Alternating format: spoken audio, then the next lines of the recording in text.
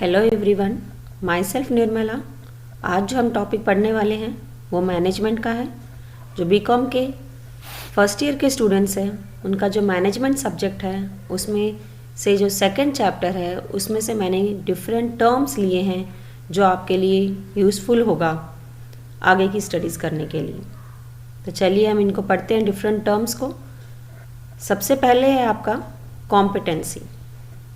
तो सबसे पहले देखते हैं कॉम्पिटेंसी होता क्या है। क्या लिखा है यहाँ पे? It implies the mixture of skill, knowledge and attitude which makes better performance possible. हम कई बार कॉम्पिटेंसी की बात करते हैं। हम कहते हैं क्या ये पर्सन इस जॉब के लिए कॉम्पिटेंट है? तो उस वर्ड जो कॉम्पिटेंट है उसका मतलब क्या है? कॉम्पिटेंट का मतलब है एक बंदे के पास जितने भी स्किल्स, नॉलेज उसके पास हो एक काम को परफॉर्म करने के लिए, उसको हम कहेंगे competency. So the fact of having the ability और skill that is needed for something can be called as competency. Next है आपका स्किल्स इन्वेंट्री। क्या लिखा गया है? It refers to the device that pinpoints information about the individuals and their suitability for different jobs. Skill inventory का मतलब है ऐसी जगह जहाँ पे हम हमारे एम्प्लॉयज़ की डिफरेंट स्किल्स को स्टोर करके रखते हैं। It is a stock of skills.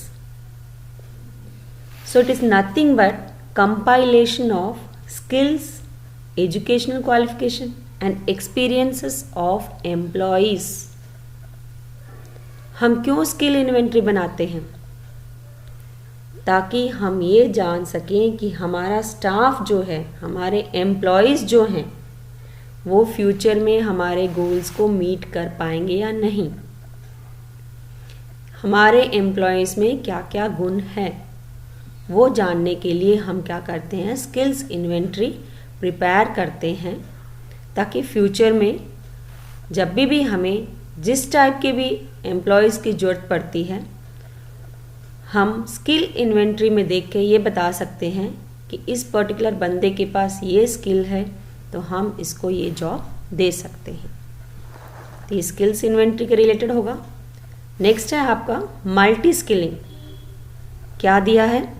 It implies training the employees in more than one skill so that labor cost may be reduced and efficiency, quality and coordination may be improved. एक employees को different skills में training देने को multi skilling कहते हैं। It is nothing but training in multiple skills where employees are trained to perform different task. इसके बहुत benefits होते हैं। सबसे पहले तो हमारा लेबर कॉस्ट कम हो जाता है, हमारा टाइम सेव होता है, हमारे एक्सपेंसेस सेव होते हैं। एक ही एम्प्लॉयज़ को बहुत सारे टास्क की नॉलेज देने से हमें एक्स्ट्रा लेबर्स एम्प्लॉय नहीं करने पड़ते, एक्स्ट्रा एम्प्लॉयज़ हमें एम्प्लॉय नहीं करना पड़ता। नेक्स्ट है आपका कोऑर्डिनेशन। क्या लिखा गया है? It refers to that process which through which harmony is established among different activities of an organization so that organizational objectives can be successfully achieved. Yes, coordination का मतलब है synchronizing the various activities of an organization. एक organization में different activities होती हैं, उन activities को balance करना। हमारे ऑर्गेनाइजेशन में हम परचेज भी करते हैं, सेल भी करते हैं, प्रोडक्शन भी करते हैं, लेकिन अगर हमने ज़्यादा रॉ मटेरियल्स खरीद लिए और वो स्टॉक में पड़े हैं, प्रोडक्शन नहीं हो रहा है, या प्रोडक्शन ज़्यादा कर दिया, सेल नहीं हो रहा है, तो यहाँ पे ये कहा जा रहा है कि डिफरेंट डिपार्टमेंट्स के बीच में या डिफरेंट एक्टिविटीज़ के बीच में आपस में सिंक्रोनाइजेशन होना जरूरी है। तो जब उन आपस में एक साथ मिल बैठ के सोच के करेंगे काम कि हाँ भाई इतना मटेरियल हमारे पास आ गया, हमें इतना प्रोडक्शन करना है ताकि इतना सेल हमारा हो जाए, या सेल ज़्यादा हो रहा है, ज़्यादा प्रोडक्शन करना है, ज़्यादा रॉ मटेरियल परचेज करना है। जब इन सभी एक्टिविटीज़ को हम साथ मिलके सिंक्रोनाइज करेंगे, बैलेंस करेंगे, तो उसे हम क्या कहेंगे? कोऑर्डिनेशन कहेंगे। अगर हम मैनेजमेंट की बात करें तो कोऑर्डिनेशन ज़रूरी है। क्यों? क्योंकि मैनेजमेंट एक ग्रुप एफर्ट है जहाँ बहुत सारे लोग साथ मिलके काम करते हैं। तो जहाँ पे बहुत सारे लोग एक साथ मिलके काम करते हैं वहाँ पे कोऑर्डिनेशन होना ज़रूरी हो जाता है, क्योंकि कोऑर्डिनेशन के कारण हमारे एक्शंस में यूनिटी होती है, हम एक जैसा काम परफॉर्म करते हैं। और ये सभी मैनेजर्स की रिस्पॉन्सिबिलिटी बनती है कि वो ऑर्गेनाइजेशन में कोऑर्डिनेशन क्रिएट करें। और ये एक डेलिब्रेट फंक्शन भी है। डेलिब्रेट फंक्शन यानी कि कोऑर्डिनेशन अपने आप नहीं आता, हमें बिल्ड करना पड़ता है ऑर्गेनाइजेशन के अंदर। तो मैनेजमेंट में कोऑर्डिनेशन बहुत ज़रूरी है। अगले की हम बात करें तो ये है कोऑपरेशन। कोऑपरेशन का मतलब क्या लिखा है? It refers to the desire to work collectively, it originates effortlessly.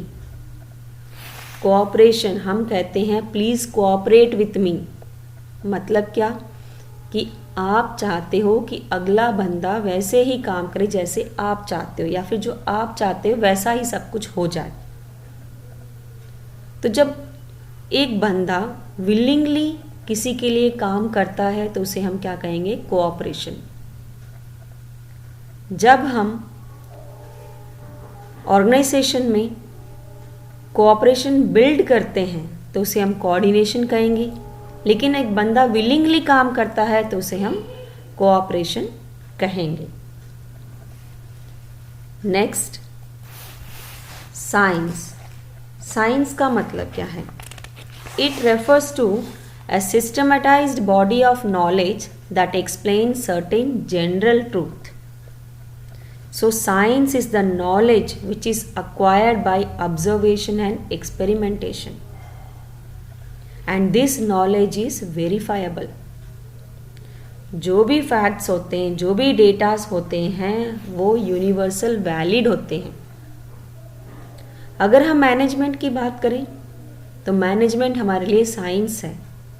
क्यों साइंस है? क्योंकि मैनेजमेंट के अंदर डिफरेंट थ्योरीज एंड प्रिंसिपल्स बनाए गए हैं।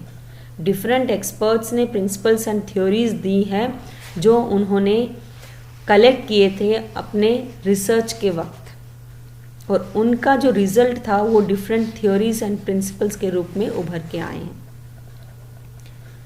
तो उन रूल्स एंड रेगुलेशंस को, उन प्रिंसिपल्स को हम फॉलो करते हैं, तो उन्हें हम क्या कहेंगे कि मैनेजमेंट भी क्या हमारे लिए साइंस है। साइंस के बाद हमारा नेक्स्ट आता है आर्ट। आर्ट। आर्ट क्या है? It refers to the practical application of existing knowledge skilfully. Art जो है, it is based on theoretical knowledge, और उस नॉलेज को हम एक पर्टिकुलर वर्क में कैसे डालते हैं और कैसे अपने गोल्स को अचीव करते हैं, उसे हम क्या कहेंगे? Art. It is the practical application of existing knowledge. आपके पास ऑलरेडी नॉलेज है जो आपने गेन की होगी, आपने एक्सपेरिमेंट्स किए होंगे, आपने स्टडीज़ की होगी, लेकिन जब उनको आप अप्लाई करते हो कहीं ना कहीं अपने वे में, उसे हम क्या कहेंगे? आर्ट। तो अगर मैनेजमेंट की बात करें तो वो आर्ट भी है हमारा मैनेजमेंट। क्यों? क्योंकि इसके अंदर थियोरेटिकल नॉलेज तो है ही, यानी कि डिफरेंट प्रिंसिपल्स हैं हमारे पास, डिफरेंट थ्योरीज हैं, उनको हम अप्लाई करते हैं हमारे ऑर्गेनाइजेशन में, या एक मैनेजर अप्लाई करता है। दूसरा इसमें कहा जाता है कि आर्ट में पर्सनलाइज्ड एप्लीकेशन होती है। पर्सनलाइज्ड एप्लीकेशन यानी कि एक बंदा जो है वो डिफरेंट थ्योरीज अपनाता है, और अगर हम दूसरे बंदे की बात करें तो वो सेम थ्योरीज अपना सकता है, लेकिन वो डिफरेंट वे में उन्हें अपनाएगा। फिर हमारे रिजल्ट भी क्या होंगे, दोनों के डिफर करेंगे। तो आर्ट में ये है कि एप्लीकेशन जो है वो वैरी करती है, depends on the knowledge of the person. And art जो है इसमें क्रिएटिविटी भी है, क्योंकि जितना ज़्यादा हम प्रैक्टिस करेंगे उतना ही ज़्यादा हम अच्छा काम कर पाएंगे। तो ये कहते हैं कि मैनेजमेंट हमारा आर्ट भी है। नेक्स्ट, प्रोफेशन की बात की जा रही है। इस टॉपिक को हमने पिछले चैप्टर में भी पढ़ा था, तो इसको हम डीपली नहीं एक्सप्लेन करेंगे।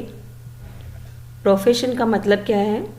It refers to that economic activity.